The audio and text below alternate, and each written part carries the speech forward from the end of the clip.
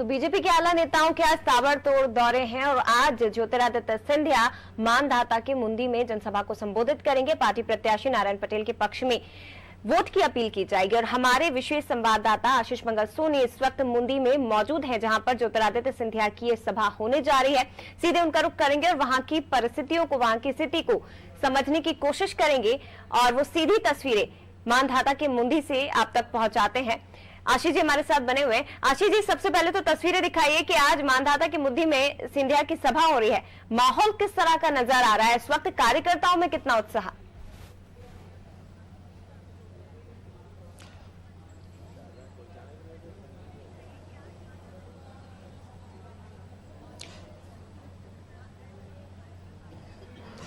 बिल्कुल जया, मानधाता विधानसभा में चुनावी संग्राम के तहत प्रचार जो है वो परवान पर है। 2 बार मुख्यमंत्री शिवराज सिंह चौहान यहां आ चुके हैं। संगठन के तमाम आला नेता, चाहे सुहास भगत संगठन महामंत्री हो, हितानंद शर्मा सह संगठन महामंत्री हो, ये यहां पर बैठक ले चुके हैं और अब ज्योतिरादित्य सिंधिया आपसे कुछ ही देर बाद मुंदी में पहुंचेंगे। मुंदी के संत बुखारदास बाबा मेला ग्राउंड में एक सभा को संबोधित करेंगे। मैं इस वक्त मौजूद हूं मानधाता के बीजेपी प्रत्याशी नारायण पटेल के कार्यालय और घर के बाहर, जहां पर तमाम जो स्थानीय बीजेपी नेता हैं, स्थानीय कार्यकर्ता हैं, वो यहां मौजूद हैं।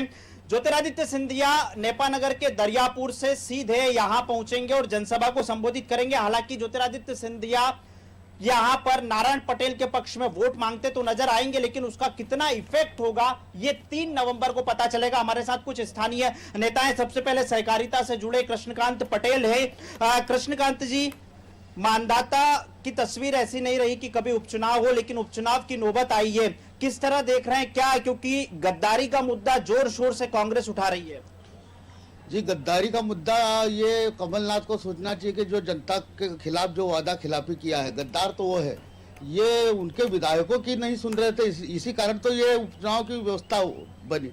और भाजपा में और कांग्रेस में मूलतः एक अंतर है कि भाजपा संगठन चुनाव लड़ता है, यहाँ एक एक कार्यकर्ता नारायण पटेल के रूप में अपने आप को प्रत्याशी मानकर चुनाव लड़ेंगे और कांग्रेस तरफ एकल व्यक्तिवाद भी चुनाव। कांग्रेस में एकला चलो की पद्धति, हालांकि बीजेपी आरोप बार बार लगाते आई है और स्थानीय कार्यकर्ता हैं। धर्मेंद्र, किस तरह, क्योंकि यहाँ पर तो भीड़ तमाम कार्यकर्ता मौजूद हैं, अब सिंधिया की सभा में कितने आते हैं और वो वोट में कितने कन्वर्ट हो पाते हैं? देखिए, भारतीय जनता पार्टी जो मानधाता की जनता है वो भारतीय जनता पार्टी बहुत विश्वास करती है, क्योंकि विकास का मुद्दा है और भारतीय जनता पार्टी ने विकास किया है।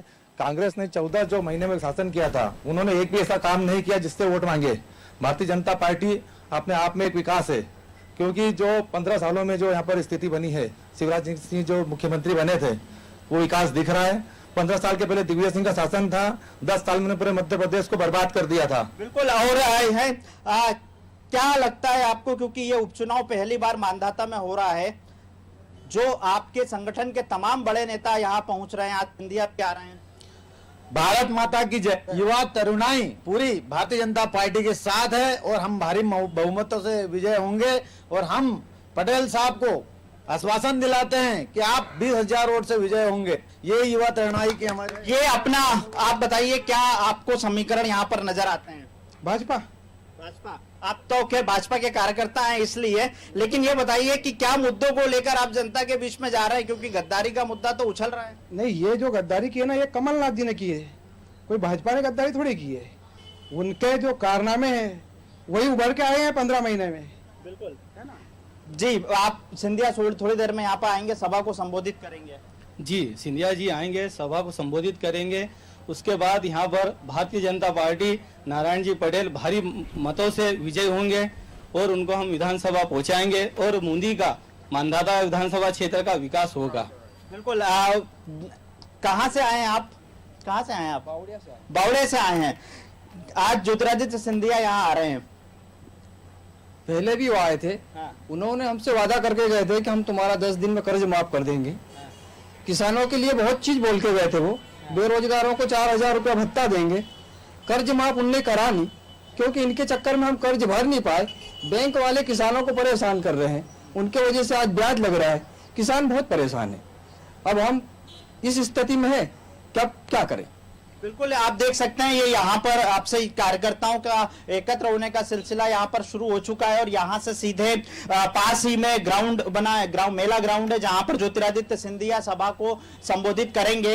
हालांकि नारायण पटेल सुबह से ही क्षेत्र में भ्रमण के लिए निकले हैं, लेकिन कुछ ही देर बाद उनके यहाँ लौटने का भी इंतजार किया जा रहा है। अब देखना होगा कि ज्योतिरादित्य सिंधिया जो है वो यहाँ पर आके बीजेपी के पक्ष में वोट मांगते नजर आएंगे। लेकिन इन सब के बीच में सवाल ये खड़ा होता है कि क्या स्थानीय स्तर पर कार्यकर्ताओं की तैनाती तो बीजेपी ने कर दी है, लेकिन संगठन के आला नेता यहां पर तमाम डेरा डाल चुके हैं। पूर्व बीजेपी के प्रदेश अध्यक्ष नंद कुमार सिंह चौहान हो या दूसरे तमाम बड़े नेता हो, वो लगातार यहाँ पर जो है कैंपेन कर रहे हैं। यहाँ के स्थानीय सांसद भी है नंद कुमार सिंह चौहान। लेकिन एक और बात यहाँ पर निकल कर आ रही है कि कांग्रेस की तरफ से जो प्रत्याशी है वो पूर्व विधायक हैं, उनके पिता राजनारायण सिंह और उत्तम पाल युवा चेहरे के नाम पर वोट मांगने निकले हैं। अब इन दोनों के बीच में स्थानीय जनता आखिर किसे तवज्जो देगी, ये देखने वाली बात होगी। जया।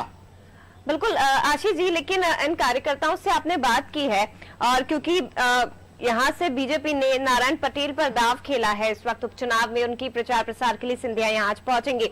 ये आपसे समझना चाहेंगे, बीजेपी के अंदर भी ये डर था कि नारायण पटेल का भीतर घाती अंदरूनी रूप से ही विरोध किया जा रहा है। ये सवाल इन कार्यकर्ताओं से एक बार जरूर पूछिए कि क्या इन्होंने पूरे खुले मन से नारायण पटेल को स्वीकार कर लिया है और खुले मन से उनके लिए प्रचार करेंगे, या केवल ये उम्मीद है या ये है कि भाई बीजेपी को हमें जिताना है इसलिए नारायण पटेल को जिताना जरूरी है।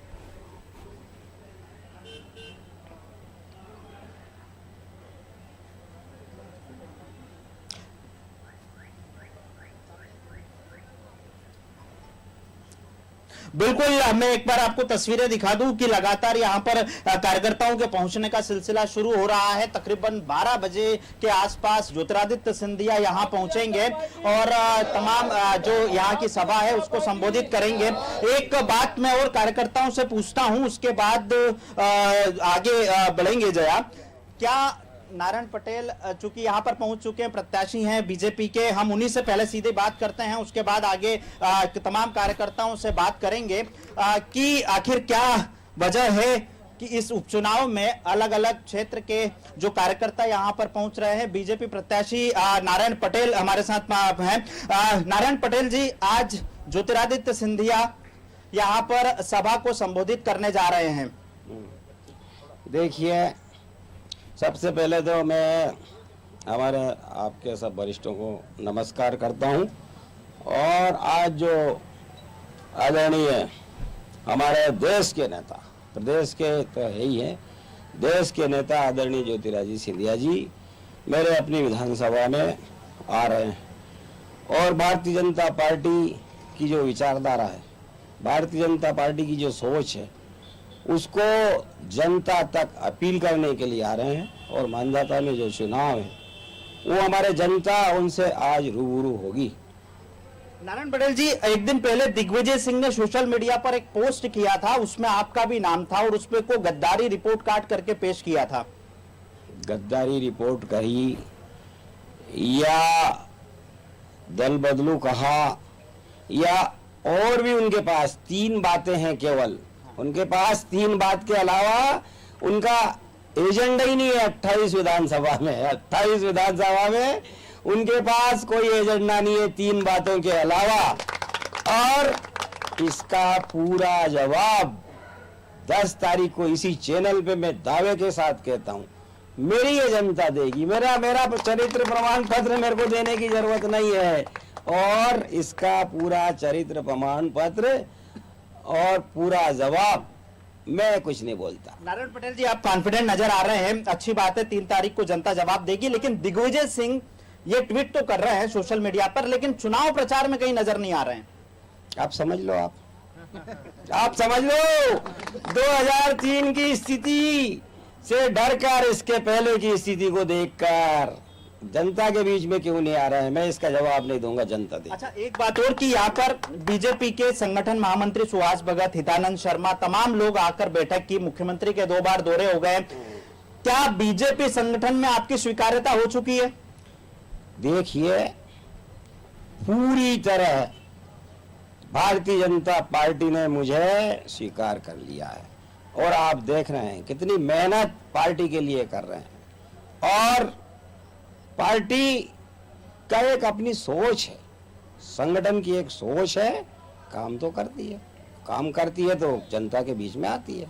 पिछली बार जब आप अनादि टीवी से चर्चा कर रहे थे तो आपने कहा था कि कांग्रेस में एकला चलो की पद्धति है, अब संगठन आपका साथ दे रहा है, आप किस तरह से अंतर देख पा रहे हैं कांग्रेस और बीजेपी में? देखिए, भारतीय जनता पार्टी पूरे प्रांतों में, पूरे हमारे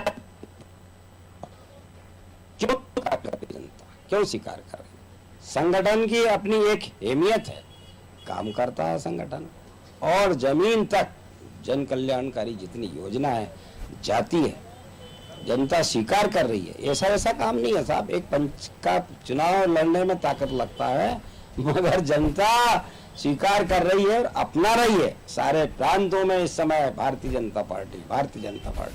एक कांग्रेस एक और आरोप लगा रही है, बार बार 35 करोड़ का आरोप लगाते हुए जनता के बीच में जा रही है। उनसे बोलो कि एक आंकड़े कहीं निश्चित कर लीजिए, एक आंकड़े भरे निश्चित कर लीजिए। ये मनगणन आरोप लगाना, और मैं तो बार बार कह रहा हूं, पूरे आंकड़े 35 करोड़ है कि 50 करोड़ है कि 100 करोड़ है, पूरा एक तय कर लो कि कोई 35 बोलता है, कोई 50 बोलता है, एक आंकड़े तय कर लो और तय करके हमारी जनता से बताओ और जनता उसका पूरा हिसाब देगी, पूरा हिसाब देगी। क्या ऐसे आंकड़े बताने वालों के खिलाफ कार्रवाई करेंगे? जनता करेगी कार्रवाई।